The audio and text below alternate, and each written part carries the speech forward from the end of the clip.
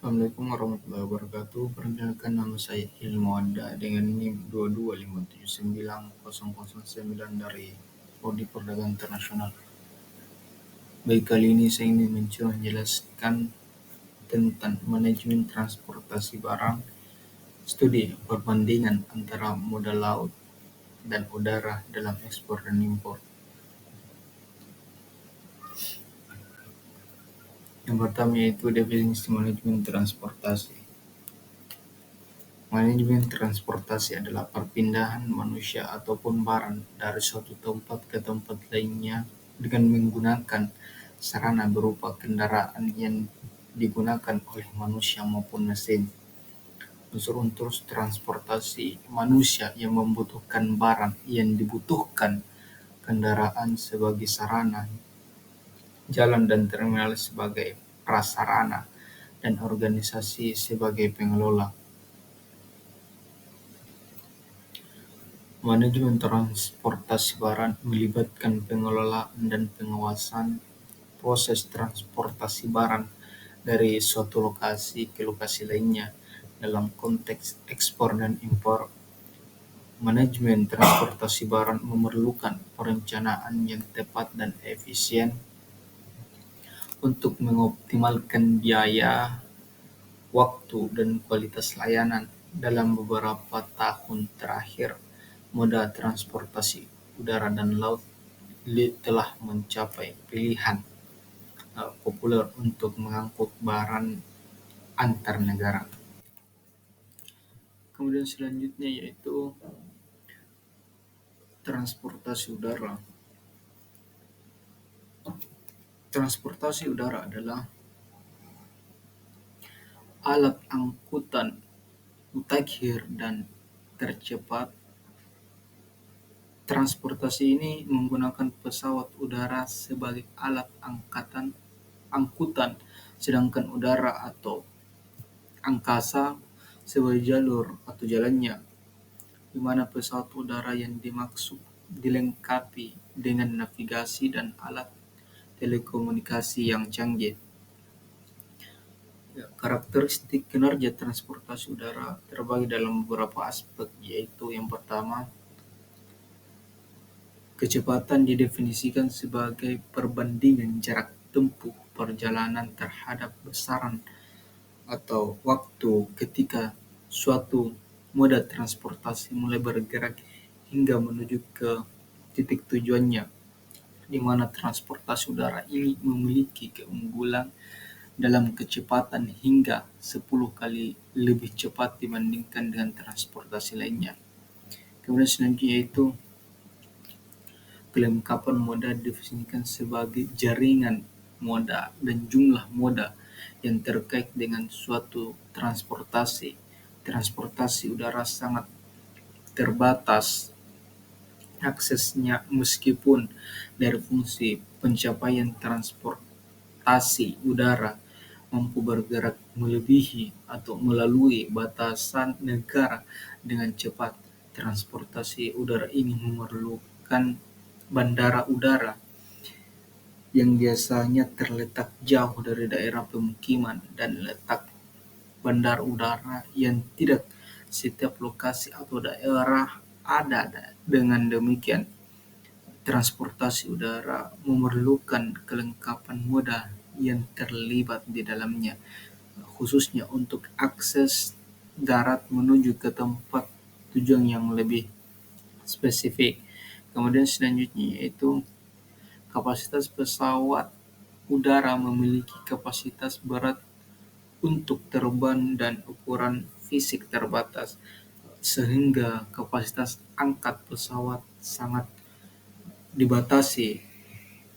Selain berat, ukuran dan jenis barang yang dimuat berdasarkan fungsi pengawasan penerbangan dan keselamatan penerbangan, maka pemerintah negara Republik Indonesia mengeluarkan Undang-Undang Nomor 1 Tahun 2009 Pasal 2 Ayat 1 tentang penerbangan yang mengatur seluruh penerbangan di Indonesia, mulai dari standar keamanan dan keselamatan sebuah pesawat terbang, standar keamanan dan keselamatan sebuah bandara sipil, serta tata cara pemeriksaan keamanan di dalam sebuah bandara sipil.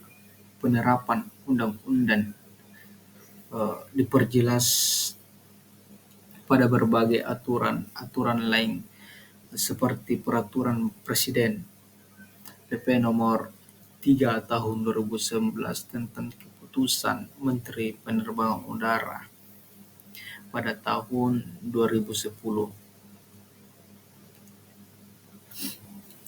Kemudian selanjutnya yaitu transportasi laut.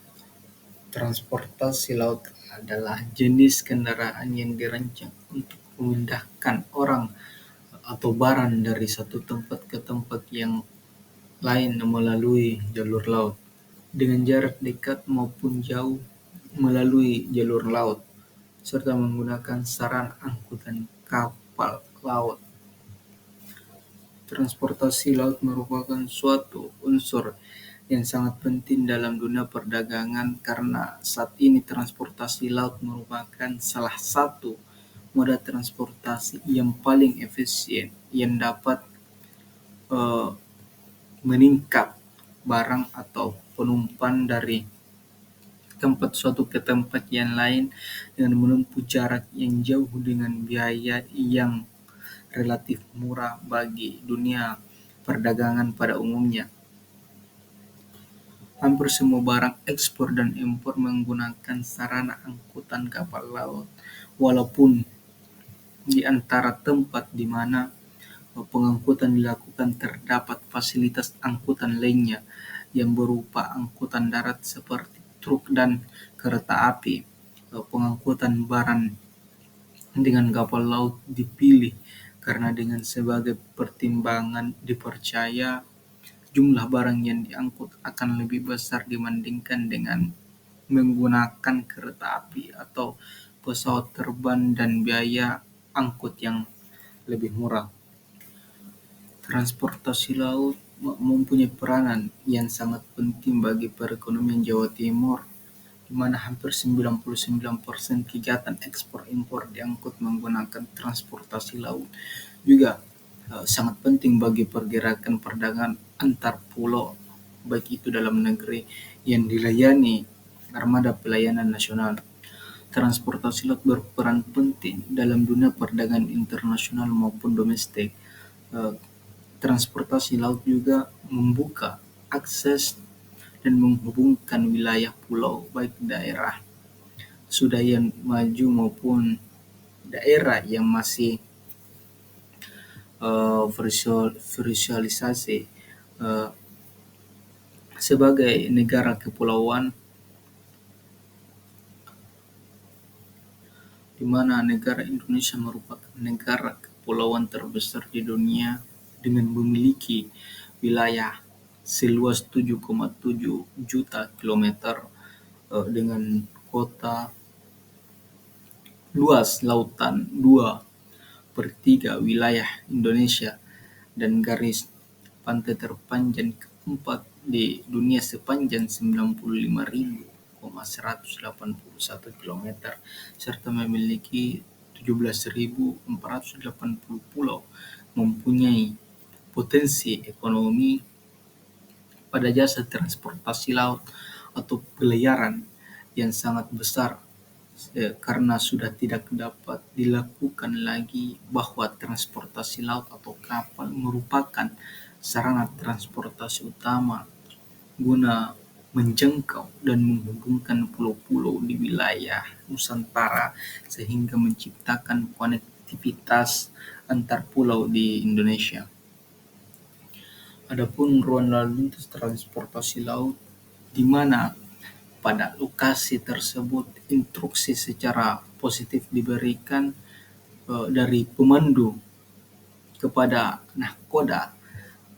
Kemudian selanjutnya yaitu ruang lalu lintas laut di mana pada lokasi tersebut hanya diberikan informasi tentang lalu lintas yang diperlukan meliputi antara lain informasi tentang cuaca, kedalaman pasang surut, arus serta gelombang dan yang lain-lainnya. Kemudian selanjutnya yaitu perbandingan antara moda udara dan laut, di mana kelebihan transportasi moda udara ini cepat dan nyaman seperti yang saya jelaskan di awal, serta dapat mempercepat waktu tempuh perjalanan dan mempermudah dalam hal pengiriman barang. Serta adapun kelemahan dari transportasi moda udara, yang pertama yaitu mahal, kemudian selanjutnya sangat dipengaruhi oleh cuaca, kemudian tidak sesuai untuk jarak-jarak yang pendek seperti yang saya jelaskan di awal tadi. Selanjutnya itu jika ada terjadi kecelakaan, resiko di mana resikonya itu sangat tinggi, dan yang terakhir itu tidak dapat mencapai semua tempat. Kemudian perbandingan antara moda udara dan laut, transportasi laut, di mana ada kelebihan dari transportasi laut ini. Yang pertama yaitu hematnya biaya. Kemudian selanjutnya dapat mengangkut volume besar barang karena kapasitas yang sangat besar, sehingga jalur laut atau transportasi laut dapat mengangkut lebih banyak barang dibandingkan dengan transportasi udara. Yang kemudian selanjutnya itu lebih efektif untuk jarak-jarak yang jauh, dikarenakan juga tempatnya yang besar dan aman. Serta adapun kelemahan dari transportasi laut yaitu lama waktu tempuh, karena transportasi laut ini memakan waktu yang cukup lama. Kemudian selanjutnya itu dipengaruhi oleh cuaca dan kondisi laut, dan yang terakhir tidak sesuai untuk jarak-jarak yang pendek.